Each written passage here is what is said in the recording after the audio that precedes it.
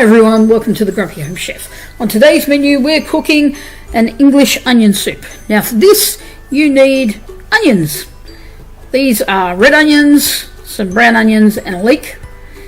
You need some salt and pepper, also some stock powder. You can use any you like and I'll talk about that later. Some sage and some butter. You also need some oil. And to make the croutons at the end, you need some bread, some cheese, and some Worcestershire sauce. Now, as I said before, this is a Jamie Oliver recipe.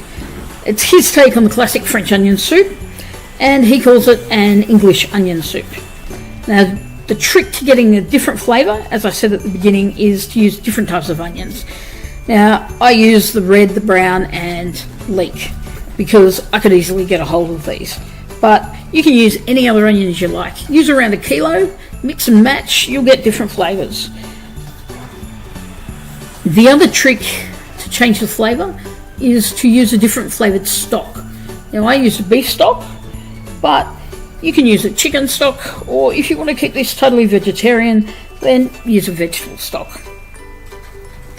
The real trick to this soup is to be patient. Don't rush it. The longer you cook the onions at a lower heat, the more it will develop a sweet flavour and they become golden. So as much as the aroma is there and you want to eat this soup, take your time with it. As I said at the end, there's some croutons, and for these croutons you use nice big thick bread and some cheese and a splash of Worcestershire sauce.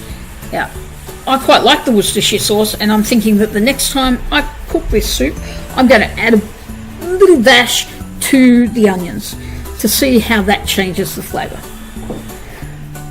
This soup is one that can be made ahead and frozen in individual serves. So for the days when you don't feel like cooking, but you feel like a comforting bowl of soup.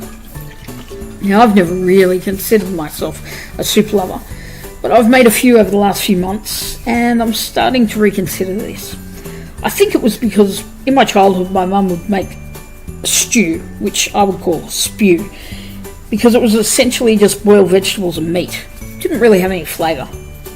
Now, it wasn't one of her best dishes, and the thing is, give her some flour and she could make an apple pie or a chocolate cake or a Madeira cake without a recipe.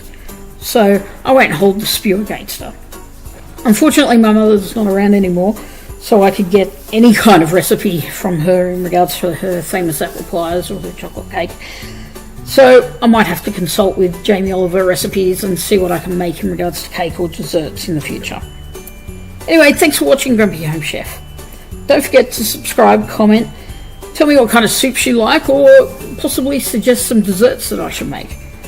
And follow me on social media to see what I'm cooking, what I have cooked in the past, or what I'm up to. Thanks for watching, and we'll see you next time.